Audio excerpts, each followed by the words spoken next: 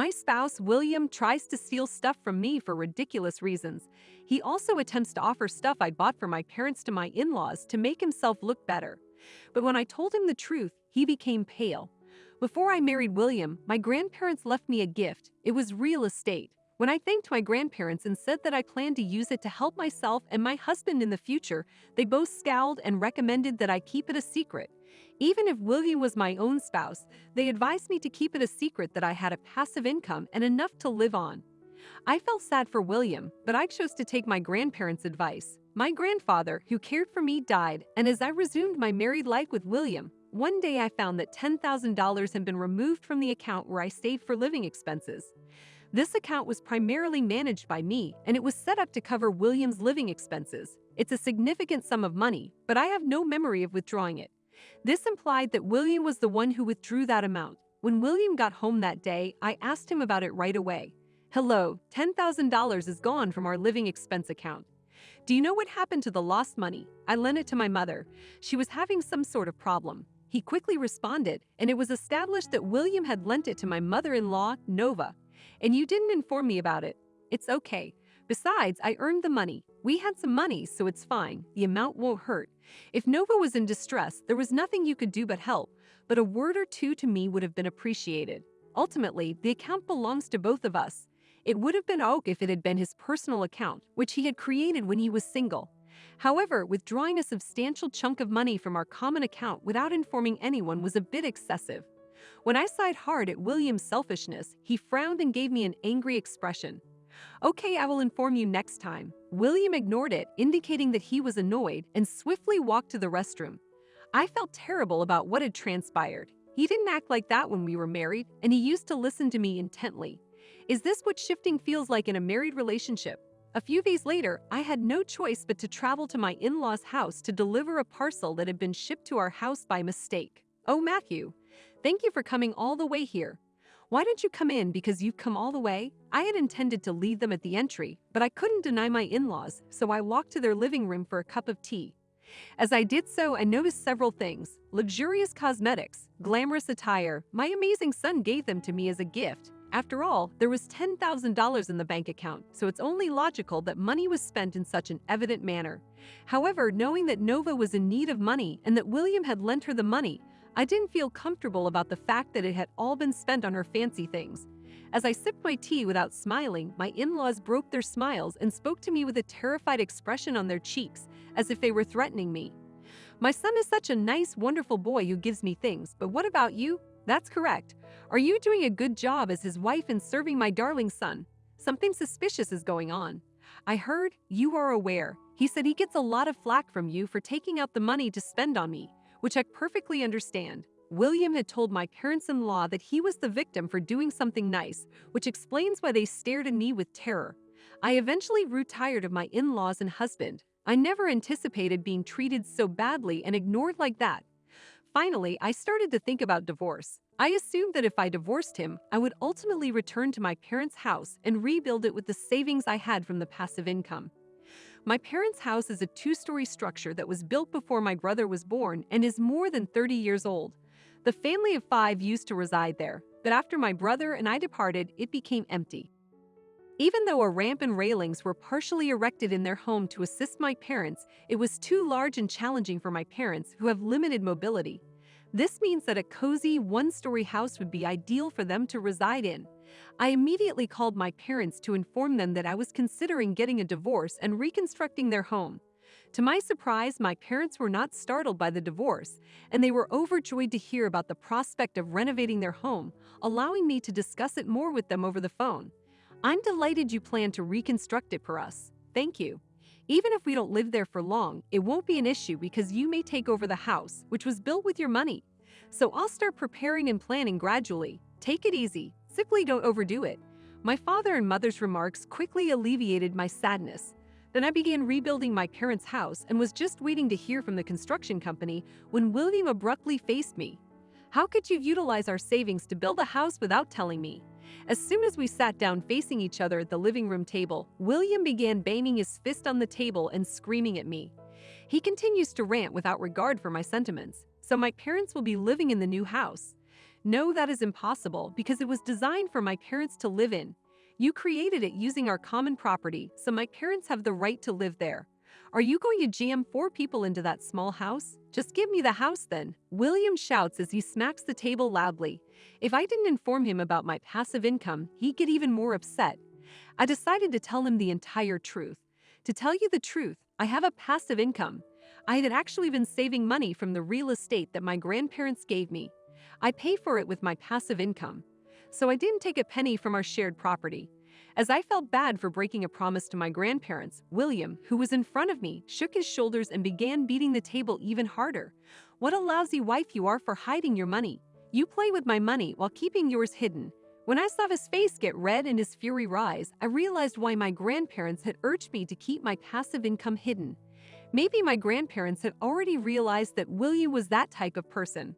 Listen, I will accept the house as alimony. Besides, the house you constructed for my wife is also mine.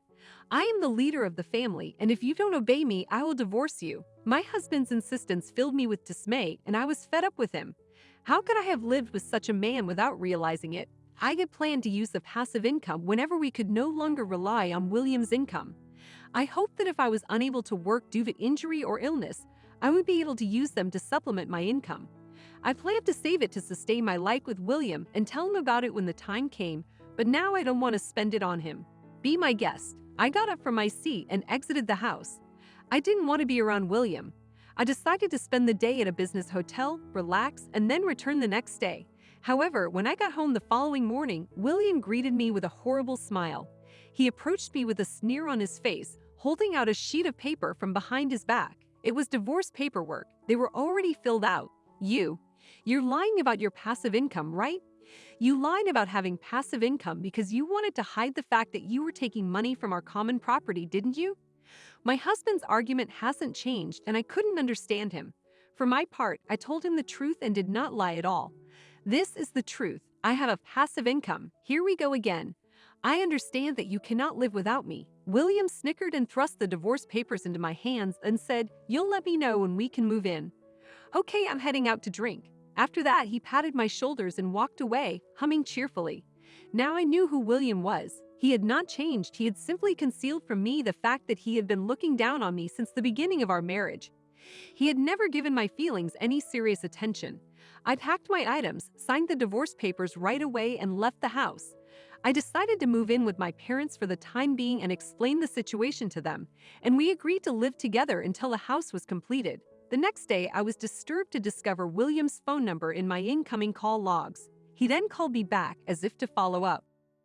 I hit the phone button and answered, hoping this would be my last conversation with him. "Hello.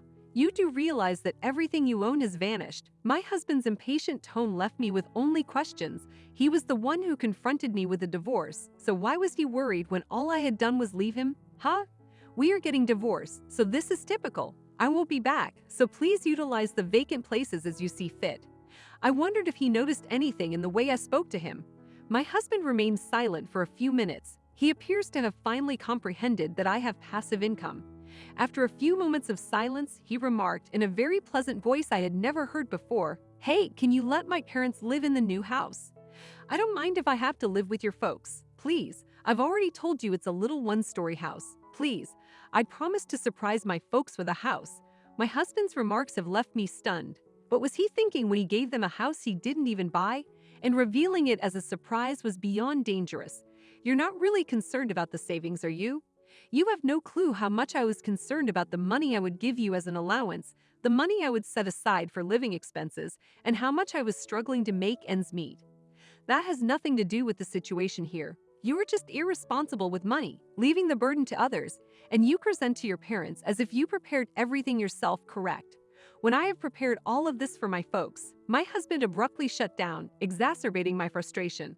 It's incredibly shallow of him to make it appear as if he planned everything himself and left the house to his parents. In the end, he was only trying to take advantage of my innocent feelings and seize my possessions. There is no justification for him to go so far as to disrespect my feelings and intentions. I will not give you the house I created with my heart and soul for my parents and for you, only to brag to your parents. I rejected William's plan once and for all, and he began to rant even louder. However, husbands and spouses are supposed to aid one another. I will inform them that you created it. Please, we aren't married anymore, are we? Huh? I'm saying we're strangers now since I've already filed for divorce. On the same day that my spouse, or rather my ex-husband, handed me the divorce papers, I filed them with the city office. He desperately wanted a divorce, and I felt awful for him if I didn't leave him as quickly as possible. I was already in the process of updating all of my documents to reflect my previous unmarried status. My ex-husband asked in surprise, "You've already filed it?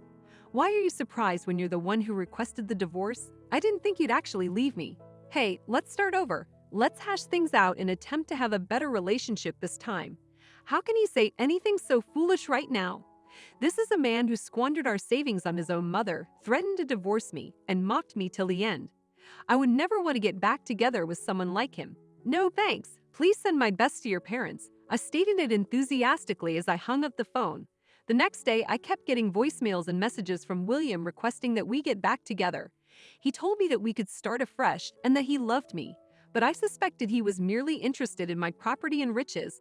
In order to entirely cut ties with him, I immediately blocked all contact information for him and his parents. Meanwhile, the house was restored and my parents and I moved into our new home, where we are now comfortably settled. I had the opportunity to meet with a mutual friend who also knew William, and I informed her that William and I were divorced. My friend expressed his compassion and told me about what had occurred to him and his family. First and foremost, my ex-husband abruptly submitted a letter of resignation to his employer, claiming that he no longer needed to work hard because he had purchased real estate and that no one at the company could contact him.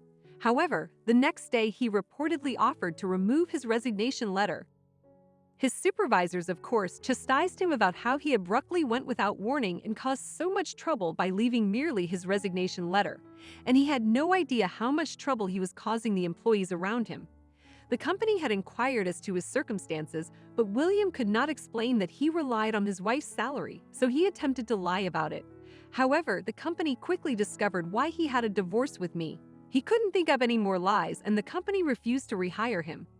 William, who had mocked my passive income, claiming it was most likely a fake, was now attempting to profit from it. In addition to bragging to his parents about giving them a house as a gift, he had no regard for me or our future. When I think about that, I no longer feel anything for my ex-husband. In fact, I feel rejuvenated. I heard that my ex-husband has returned to his parents' house, but his parents must have been very strict with him because he is now looking for work. But he appears to be having difficulty obtaining a new job due to the reason he left his previous job. I can only say he received what he deserved. I live with my parents in a house that I constructed myself. I have a job that I have always desired, and I am enjoying my life. I've been saving my passive income for William and our future, but now I plan to spend it to help people who have helped me.